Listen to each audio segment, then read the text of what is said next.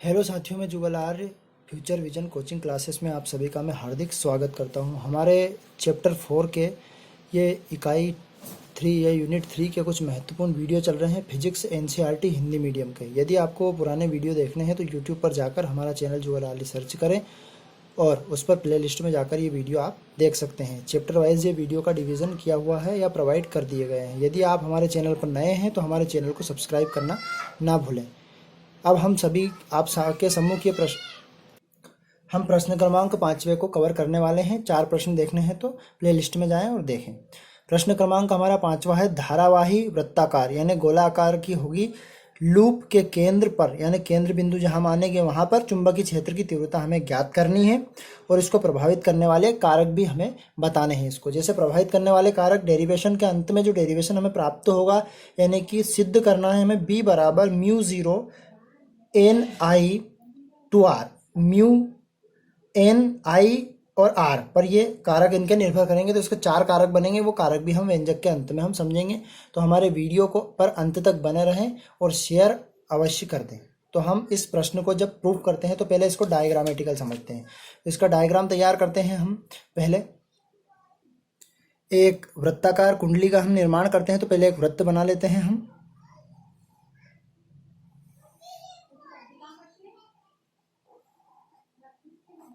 अब इसमें यहाँ से हम इस ओर से धारा का प्रवाह करते हैं तो धारा का जो दिशा रहेगी इधर जाती रहेगी ये दिशा।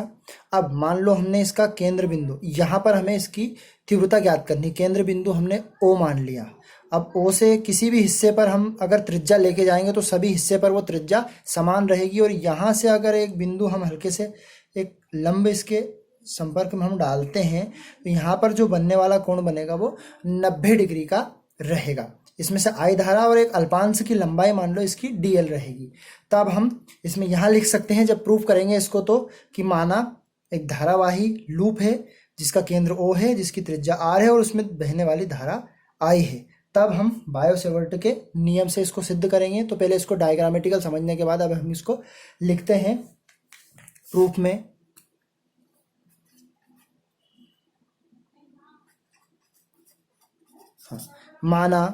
माना एक धारावाही वृत्ताकार लूप है या कुंडली है।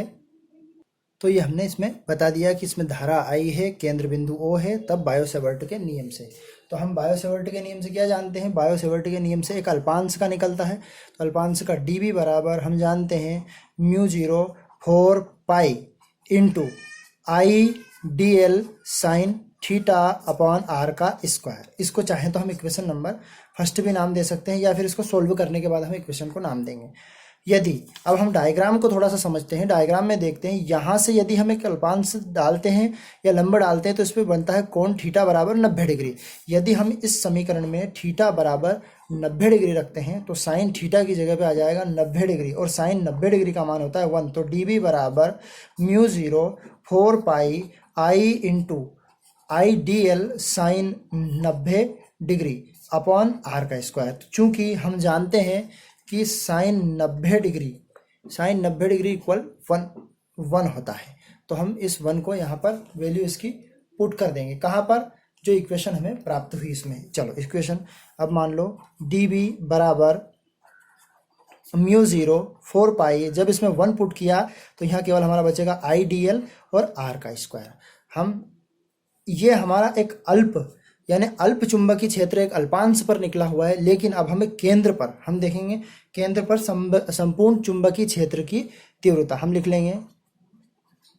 केंद्र बिंदु O पर संपूर्ण चुंबकीय क्षेत्र B है। तो संपूर्ण चुंबकीय क्षेत्र माने सभी का समाकलन करेंगे, पूरे का पूरा। समाकलन का अर्थ होता है जोड़ना। तो यहाँ लिख देंगे हम dB बराबर, अब dB हो जाएगा और dB की वैल्यू कहाँ से? यहाँ से हम उठा के समाकलन में रख देते हैं इसकी। तो ध्यान से समझें। तो B बराबर dB यानी कि μ0 4 पाई इंटू I/dl और ये r का स्क्वायर। अब ये हो गया, जितना भी अचर पद है वो अचर पद सीधा का सीधा समाकलन के हम इसको बाहर निकाल देते हैं। तो इसका अचर पद है एक तो μ0 4 पाई, एक I धारा निकल जाएगी और इसका r का वर्ग, ये अचर पद बाहर निकल गया। बचा क्या समाकलन के अंदर? dl। dl एक अल्पांश की लंबाई है। अब dl माने ये देखें ध्यान से, इस डायग्राम में समझते हैं। dl यहाँ पर अल्पांश की लंबाई दी हुई है। इस अल्पांश को यदि हम थोड़े थोड़े भागों में और जगह पे बांट कर dl निकालेंगे तो पूरे एक वृत्त का निर्माण कर देगा। और वृत्त की परिधि हम जानते हैं, वृत्त की परिधि होती है 2πr। तो संपूर्ण का समाकलन हम लिखते हैं, चूंकि dl समाकलन dl बराबर 2πr हम लिख सकते हैं, ये वृत्त की परिधि है। अब यहाँ पर वृत्त की परिधि की जगह पर हम लिख देंगे b बराबर μ0 4πi अपॉन r का वर्ग, और यहाँ लिख देंगे 2πr। अब यहाँ पर जो जो राशि कटने वाली है वो हम काट देते हैं। जैसे r से एक r कैंसिल हो गया, पाई से पाई कैंसिल हो गया, और 2 से ये कितनी बार 2 बार कैंसिल हो गया। तो हमारी वैल्यू बची यहाँ पर b बराबर म्यू अपॉन 2, और i यहाँ पर साथ में लिख देते हैं इसके i अपॉन r। अब यदि हम कह दें कि कुंडली में या धारावाही लूप में फेरों की संख्या n हो, तो इसमें n का हम मल्टीप्लाई कर देते। कुंडली या लूप में फेरों की संख्या n हो तब, यानी कि फेरों की संख्या यानी कि यहाँ पर 1 हो सकती है, इस चित्र में 2 हो सकती है, 3 हो सकती है, 4 हो सकती है, 5 हो सकती है। तो इसके अनुसार हमने क्या माना, इसमें कुंडली में फेरों की संख्या n हो गई। तो ये b बराबर μ0, इसमें n का अंदर गुणा कर देंगे, n i और 2 ये r। यही धारावाही वृत्ताकार कुंडली या लूप में फेरों की संख्या n के साथ चुंबकीय क्षेत्र की तीव्रता के लिए व्यंजक है। अब इसको प्रभावित करने वाले कारक तो हम लिखेंगे इसको निम्नलिखित रूप से, निम्न कारक प्रभावित कर सकते हैं। अब हम इसके कारकों को एक्सप्लेन करते हैं। चुंबकीय क्षेत्र निम्नलिखित कारकों पर निर्भर करता है। तो अभी चुंबकीय क्षेत्र लूप में हमने एक चुंबकीय क्षेत्र की स्थापना की, वो ज्ञात करा हमने b बराबर μ0 ni अपॉन r, ये हमने व्यंजक की स्थापना की 2r। अब ये इसमें कुंडली में ध्यान से समझें, कुंडली में फेरों की संख्या समानुपाती होती है, यानी चुंबकीय क्षेत्र, यदि चुंबकीय क्षेत्र का मान बढ़ाएंगे तो फेरों की संख्या भी बढ़ेगी।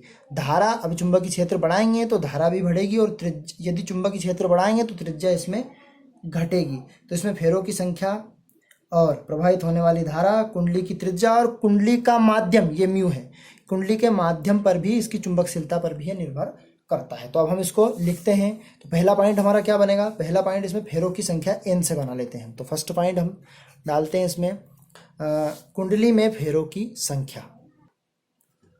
अब हम देखते हैं कि कुंडली में फेरों की संख्या, अब कुंडली में फेरों की संख्या कहाँ पर है।